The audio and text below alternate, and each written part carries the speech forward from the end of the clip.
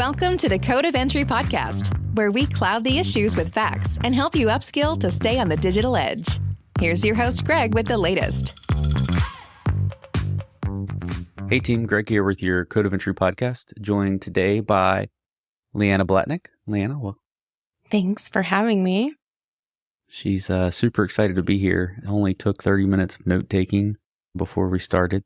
Interestingly enough, we're going to talk about being a perfectionist and how that can be a bad thing. And it took 30 minutes to get started taking notes, just saying. That's a little bit of an exaggeration, but yes, it does. I don't exaggerate. Ever. A little. Never. Yeah, the absolutes probably. There. So, yeah, Leanna joins us by way of Denver. Graduated from West Point back in 2016. Yep. Just a couple days ago. Man, seems like yesterday. And does project management for Code of Entry now. Code of Entry podcast. Look at that. And we're like, hey, well, we need to get you on the podcast. What do you want to talk about? And she's like, how people want things perfect and it's not realistic. And we can totally talk about that. And give it to you to kick off. What do you think we should talk about today? Yeah, I guess it's both sides of perfectionism. Both, is it good enough for, in our space, for the client? Is it ready to show? Even for V1, but then on the flip side, maybe even on a personal level, whether it's applicable to personal life or business or what have you, but perfectionism, how we think about perfectionism for ourselves, like when are we ready to take on the next step in our career, take the big leap, or when is it good enough for work or work deliverables for V1 so we can iterate on it, so we can actually throw something at the wall and at least move forward and progress there. I want to take a look at it from a couple different examples and hear your experience too. Yeah, I mean, it's a great point because especially we talk about clients and a lot of folks, you start having the conversation, you're like, hey, I want to get a prototype in front of you. I want to get an alpha, a beta. And they'll be like, oh, this isn't what I wanted at all. But it's a great opportunity to advance the conversation because without a starting point, you're never going to start. And I think that's one of those other things about always wanting things to be better. You can't continuously improve over nothing. I would flippantly tell people, they'd be like, oh, you're a data scientist. What do you think about this? I think 1% is an infinite increase over 0. So how are we doing? We're not passing yet, but we're doing infinitely better than we were yesterday. So it's just continuing to improve, but get something in front of people. So even if you get a product out and it's just a sketch of what you're thinking and it gives somebody a tangible point of reference, if you're going to write a policy document or a strategy or come up with a new idea, most people are going to be like, I don't know. I'll know it when I see it. And at least if you give them something, even if they're completely unhappy with it, they can throw darts at it. It gives them a place to start giving you constructive feedback. Yeah, I've got stories for this topic for days, right? It's my pet peeve in the DoD on like data things. People would be like, oh, have you done this? I'd be like, I don't know, but I've got 5 years of data that we've been bringing in and doing analysis on. What are you doing? Well, we're still working on our strategy documents about how we want to admire this problem more. Great, thanks. You're not helping anybody. It's not a linear approach, which is something I suppose they teach you about in school, right? There's more of the agile scrum approach to things, not just projects, but just everything, right? And sometimes you'll learn about that in school. It might make sense on paper. Sometimes applying it can be difficult because you're in that position and how do you determine what is good enough for V1 or B? It's subjective, right? What good enough is, even as a starting point. So. Yeah, and look at the U.S. adoption of like drones. If the U.S. was in the position that Ukraine is right now, we wouldn't be doing nearly the things they're doing because they don't have the rules against it. Here, we would have been like, we really know that you can strap a bomb to a drone and you can fly it into a tank and it saves a lot of money, it saves a lot of lives. But did you go through the whole process? Did you write white papers and bid this out? And did you make sure that it would survive the impact of a nuclear warhead? No, I didn't do any of that. Then you need to stop. And so I think there are a lot of innovation barriers in defense.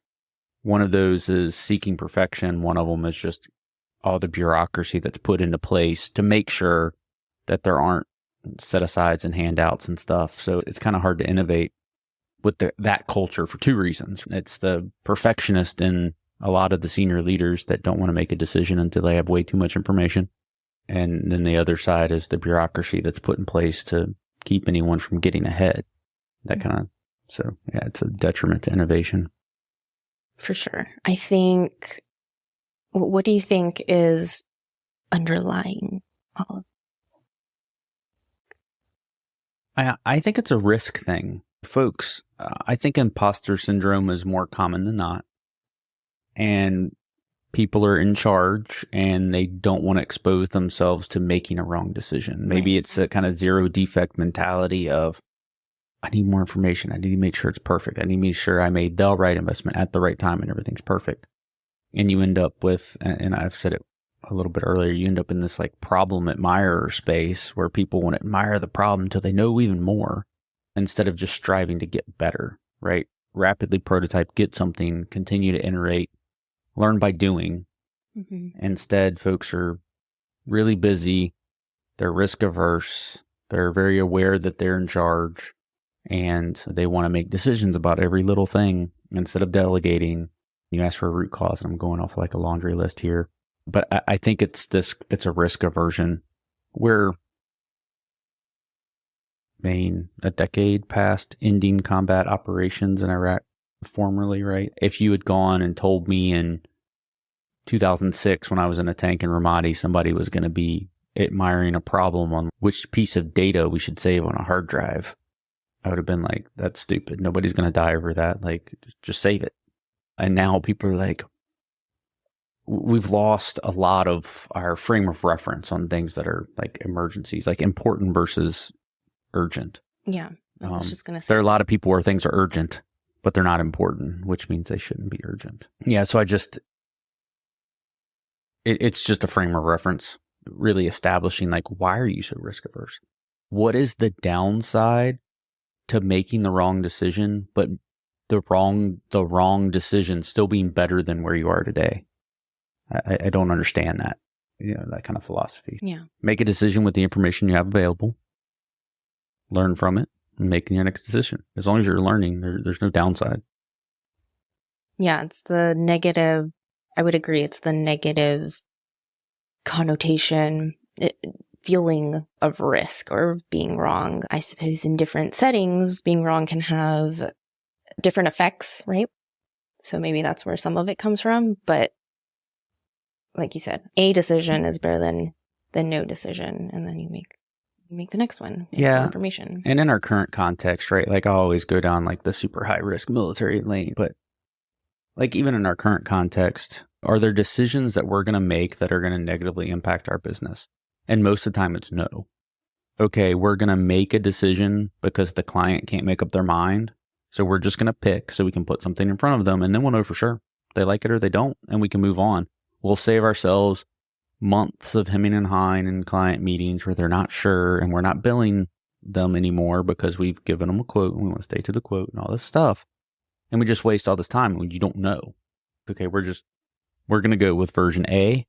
And if they don't like it, we'll go to version B. And while we might waste 10 hours that way, we're going to save 200 hours on all the back and forth of not knowing.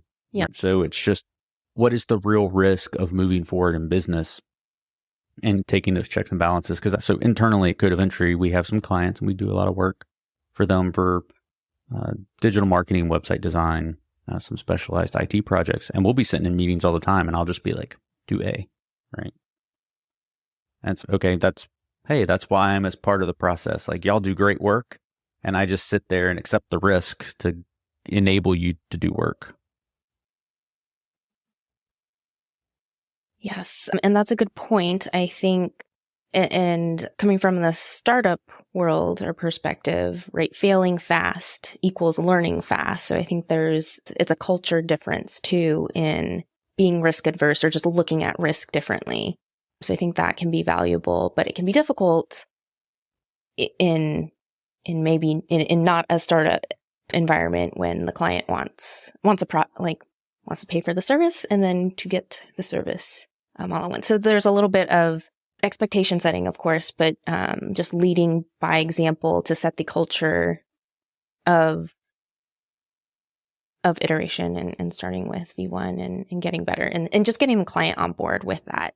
And it's to their benefit, like you said, 10 hours doing it that way, but we won't waste hundreds of hours doing it the other way and trying to read the client's mind when they don't even quite know what they want. Yeah. And so we're recording this on International Women's Day. Congratulations, ladies. Appreciate you.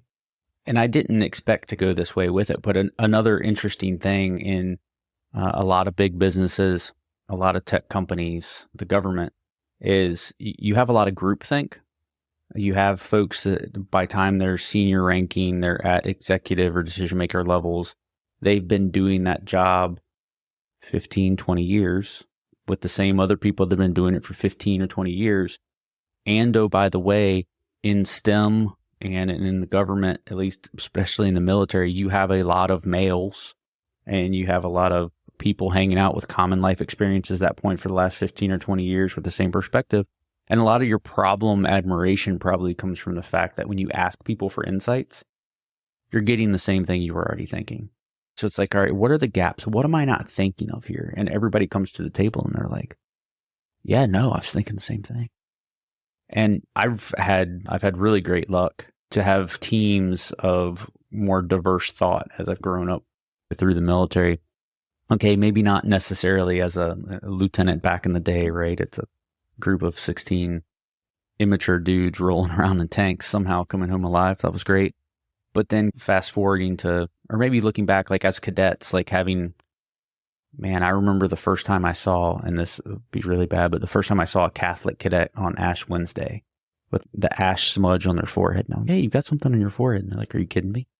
I'm like, no, I'm trying to help you out. You got like shoe polish or something. And okay, you're from a small town, right? That's what I learned.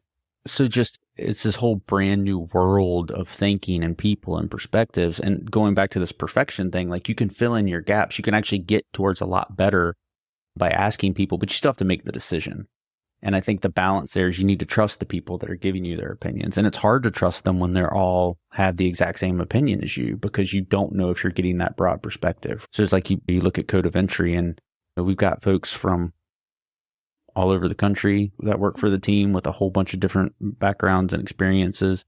And I think it's super helpful, right? So it just comes back to, okay, what's the root cause of chasing perfection and paralysis by analysis? It's people not taking the risk to make decisions. Why are they not taking that risk? And I think sometimes there's not enough diversity in the analysis that they're doing that they're not comfortable. And I think so having a lot of other folks, men, women, so whether we're talking race, gender, where you're from, I think it's important to have that diversity. And I wouldn't have told you that when I was a college student. I'd be like, oh no, we're all just smart people. We don't need a whole lot of other people. We got this. But then through experience, right? Like I definitely look at things different than you look at things. And we can tell when we make websites for clients. I will lay out a website all day. I will make it perform the right function. Is it going to be pretty? Probably not. And we've got other people for that. Yeah, we got people for that. Teamwork makes the dream work. But it's the same again in informing this problem definition. You're going to make the right decision. You need that kind of same diversity of thought, diversity of skill. Yeah. Said. Thanks. We're talking about perfection and making decisions, and you alluded to at the beginning, like making choices in life, and we're talking a lot about business. You got out of the academy, you were doing your first job in the commercial world, and you ended up going to a startup, right? What helped you make that decision to take less compensation, go to a startup where you're going to get some equity and stuff, and hopefully that still pans out because they haven't gone to the IPO yet. But yeah, we're working on it.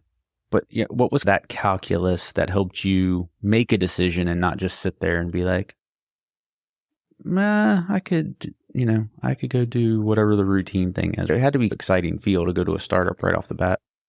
Yes, so much so that when I did the interview, we had to make sure it was a real company, This is a scam. It's just a collection of people. So it was exciting. I think for me, leading into that decision, I had spent about 9 months working more like gig jobs and doing a little bit of upskilling, trying to figure out what I wanted to be when I grew up. And it got to a point where I stopped all of my gig jobs, all of my, income at the time, and forced myself to make a decision. Funny enough, yes, I could have continued down that path and did another 9 months, 18 continuous plus months of starting and not finishing certifications because I wasn't sure if that's what I wanted to do, and just dove in and chose a job, or rather chose a company to try to get hired at, and not, I think the mind shift there was understanding or having the confidence that just because I took this job doesn't mean this is going to be my job for the rest of my career. I think that's a big fear, even for a lot of people. I think, I don't know about maybe in the Army, just because you are maybe guaranteed to at least move around every however many months, maybe that's less of a fear, but I'm sure coming for people transitioning, whether they're retired or just after 5 years, 8 years, whatever it is, I'm sure that can be a very similar experience in, what do I know what I want to do? And then making that first decision, that first step, coming out of the military into, say, the commercial world. That might feel like the end all be all, but it's. Yeah. Spoiler, Leanna and I are not the same age. I know I look really young, and I don't know what I want to be when I grow up. I don't think you ever completely know. It's just, what do I want to do? You're never stuck. But at the same time, you've got to make decisions for what you're going to be for a period of time.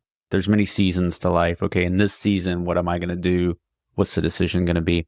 I remember Leanna worked at Guild Education, and I remember when she did her interview for Guild, she had to give references, and the lady called me, and I'm interviewing her interviewer, right, for asking for the reference. I'm like, no, here's what I want to know. Are you worthy of Leanna working for you? And I say that just because that perspective, I think, works for people being interviewed for jobs too. So go into an interview and, part of it is, are you a good fit for that company? But the other side is, believe in yourself, and are they a good fit for you? Do they deserve to have you on the team? You need to remember that you're a valuable asset too. So we're way off perfection for a minute, but it's just that you're never going to be perfect. Nothing's ever going to be perfect, but make decisions in the moment, live in the moment. And perfection's never going to happen. Don't chase it. Just live where you are and make decisions and enjoy your life. Don't work to live to work. No, see, I got that wrong. Yeah. Don't live to work to live, right? Your job and stuff. Hopefully it's a lot of fun and you enjoy your coworkers and your job and your mission and it's fulfilling. But at the end of the day, why? And that kind of goes into your risk appetite for making decisions too. If your job isn't the most important thing in the world, or the decision you're making is not the most important thing in the world, why can't you make one? Yeah. Yeah, that mindset will take a lot of the pressure off, because when you're in that analysis paralysis or decision paralysis, you're often spiraling. You're talking to yourself in an echo chamber of sorts. And then that's what causes you to maybe spiral because you can't seem to find your way out of it, right out of that thinking loop. So just take a step back. Things are not an emergency. Hopefully, if that's the situation, right? And make a decision. And then if it doesn't go the way you wanted to, the outcome wasn't what you wanted, then you can make another decision and you'll learn from that. So. And the funny thing is, if it is an emergency, you don't have all that time to be rethinking about it anyway. You need to do something. So it almost, it's an interesting paradigm, right? Yeah. Yeah. I've enjoyed having you visit today. Flew her in from Denver to do this in person. And okay, she had other work to do. We didn't just make the decision she was going to come be on the podcast. We don't have it like that yet. Waiting on some sponsors. So reach out. Yes, this is a good bonus opportunity. Yeah, good bonus opportunity. So I appreciate you coming and talking about decisions and perfection and a little bit about your journey of how you got started. I think that was really interesting to me. Just, hey, I decided I need to start my life, and you start with a step. So you took that step, and fortunately we were able to steal you away at some point. So it was great. Yeah. Awesome. Hey, thanks for listening, and we'll be back with another episode soon. Until then, keep hustling. Thanks for listening. Find us on social media at Code of Entry and online at codeofentry.com. Check back for new episodes or join the team by signing up for notifications. Until next time, keep hustling.